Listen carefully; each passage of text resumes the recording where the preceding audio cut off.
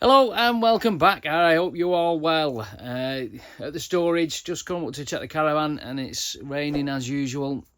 Now a while ago I recorded a video and I mentioned that when we bought this caravan there were certain things that we looked out and we were looking for within that caravan with buying a Swift, and to obviously buy a second-hand caravan that we were looking for, which when we went to look for our caravan we knew all this information prior and we were quite confident in looking around the caravan. Now, a bit of a disclaimer, and I must mention this, that all these things that I'm going to mention are something that I've got from a different YouTuber, Darren at Atlantic Caravans. I watched all his vlogs on Swifts and those were really helpful for us to be able to go and look at this caravan and be confident in what we were looking for. I'm going to go through not all of the things, because there are probably lots of things that I didn't, maybe think of, and you'll put comments in the description below, and different things that you were looking for. But these are some of the things that we looked at when we bought this caravan. There's certain things on these Swift, and particularly the Challenger and Up caravans, called front floor fall. And basically what happens is the front of the floor, now the front locker in this, it's a separate floor on this one.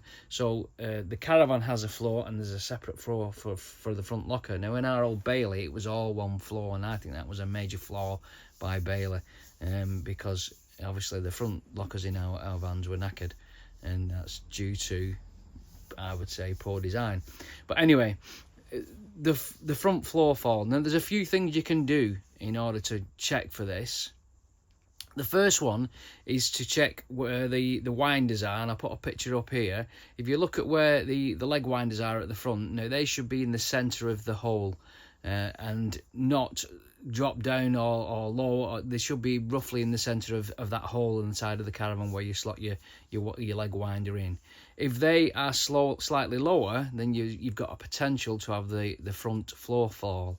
And the way that this happens, this is from what I picked up from watching Darren's video, is that where the side of the caravan is like that and the floor is screwed into it, and then it's obviously stuck on as well. Basically what's happening is those screws and this bonding gives way, and then eventually the floor starts to drop.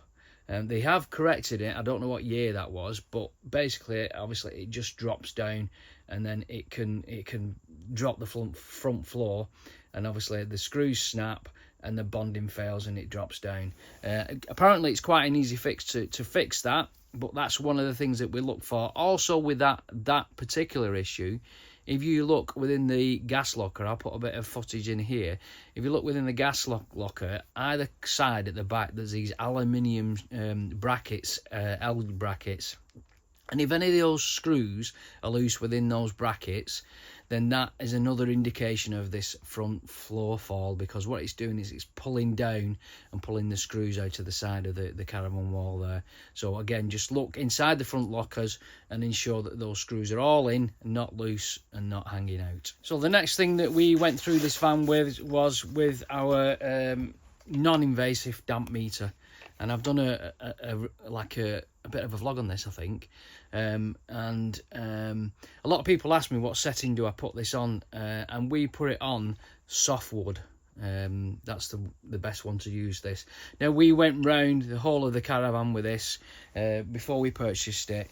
We went all through the lockers and all through the floor and down the sides of the walls, around the windows, and around the roof lights as well, the hakies. So that was another thing we did, is we went all the way through the van to ensure that there was no damp within the van. Now, you got to be careful with these when you're using a non-invasive one, because what it does, if it picks up screws and aluminium. So if you're going on the floor and you come near the outer edges where the alcohol frame is, sometimes when you're on the floor it might pick up the frame underneath, so just be careful of that. And also when you're going in cupboards and you go near where they're stuck together and there might be a little bit of metal or the brackets are in there, you'll think, bloody hell, I've got some damp, but it's actually picking up the aluminium screw. So that's another thing we did. We went through all the van on this and made sure there was no damp in it. Obviously it was serviced before we got it, and we got a damp report from that, and there wasn't any damp within the van. Another thing that we looked at is with the Swift is what's called the camp rails on the roof. I'll try and get a picture of this and put this in. So this is, again, just pinching this from what I've seen from other vlogs, is what Swift do is the roof, so that's the side of the caravan, and the roof kind of screws into the side wall. So what they do to cover that gap at the top where they both join like that is they put a rail across the top, fill that with mastic and stick that down.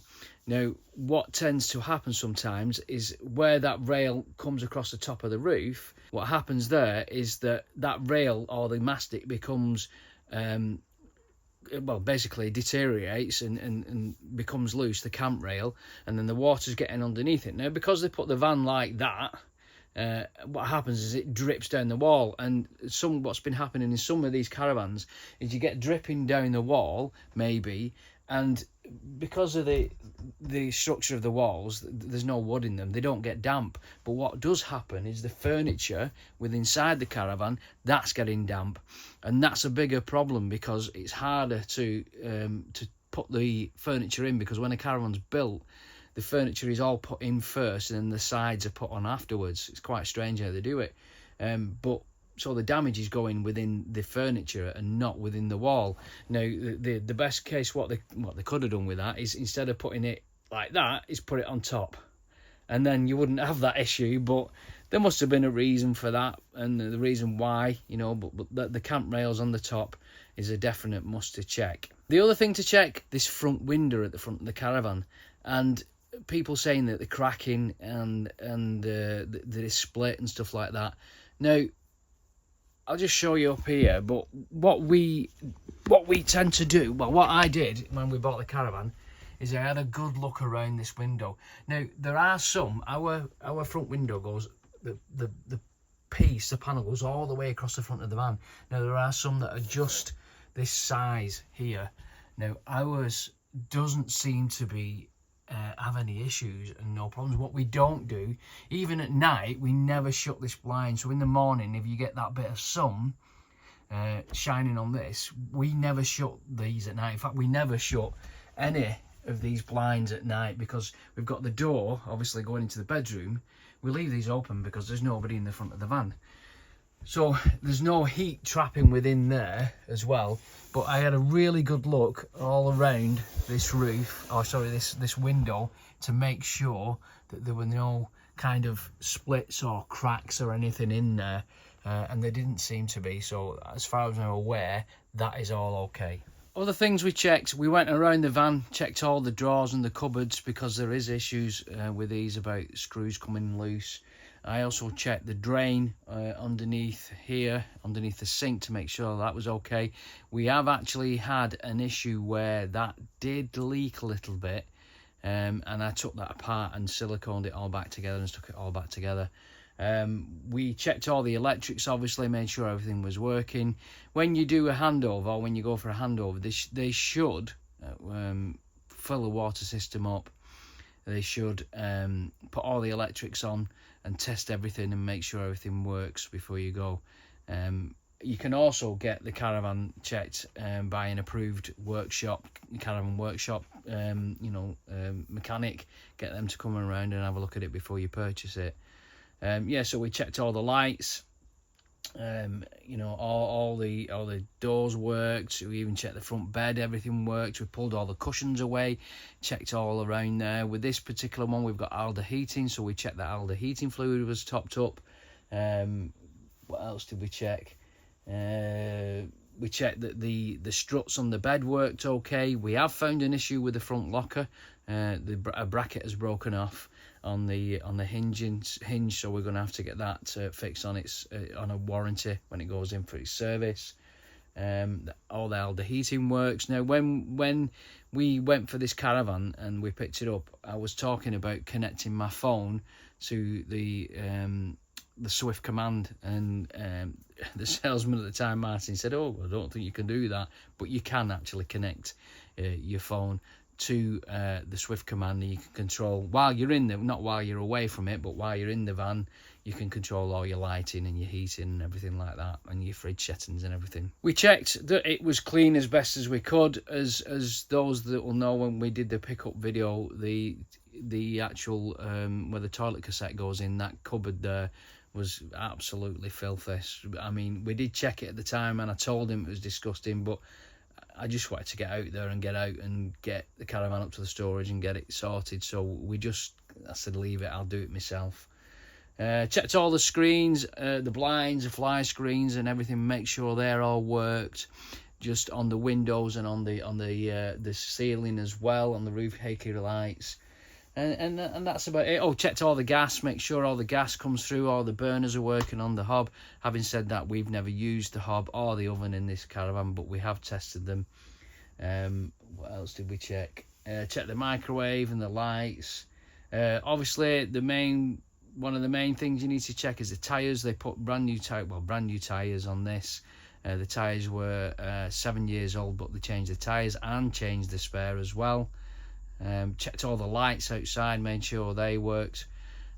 So yeah, I think the main things are with these is, you know, you're going to be testing for damp and that front floor fall and the camp rails as well. You can also get with these where the awning rail goes round on the back panel. I'll take a photograph of that and put that in. You can also get cracking within that panel there, and only slight cracks, but they will cause a leak. So it's a good idea to check round that arch or the curve of that place there. There's also on the back of the caravan where the back panel is stuck to the back of the caravan. There's a strap line across the top, and on these it's just a piece of tape that's across the top. So it's all, you know, it's advisable to check that to make sure that's you know, okay. You can do that if it's a particular caravan like this, a 560. You can, well, if you're tall enough, you can actually stand on the bed and look out the window, the Haiku light, and see whether that's okay. Check the solar worked and everything. But yeah, what else do we check? You just check round the actual bodywork, check for any dents or scratches in the bodyworks, in the panels, make sure everything's okay. But there's a lot to be going at, really, and there's probably lots more that I can't remember, or you know, people will mention hopefully in the comments that you can look at. On these, the front windows sometimes don't always line up, but if you open the window, you can slightly move the window in order to get it back into position, so that's not too bad. I do strongly believe with any caravan manufacturer, you can either, you can have a Monday morning or a Friday afternoon van where, you know, somebody's coming into work, they've had a bit of a bad weekend or they've had a bad week, and you get one of those vans that's just not quite put, you know, together properly. And I think that can happen with any manufacturer, and I know it does happen with any manufacturer. I think it's a luck of the draw. There are some good caravans out there, second-hand, used caravans, and it's just a case of taking your time. Don't rush into it, and make sure that you check every little thing.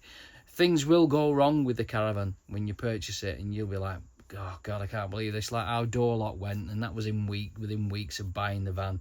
And we've had, I've done the drain on the sink, and we've realised that the front locker bracket snapped.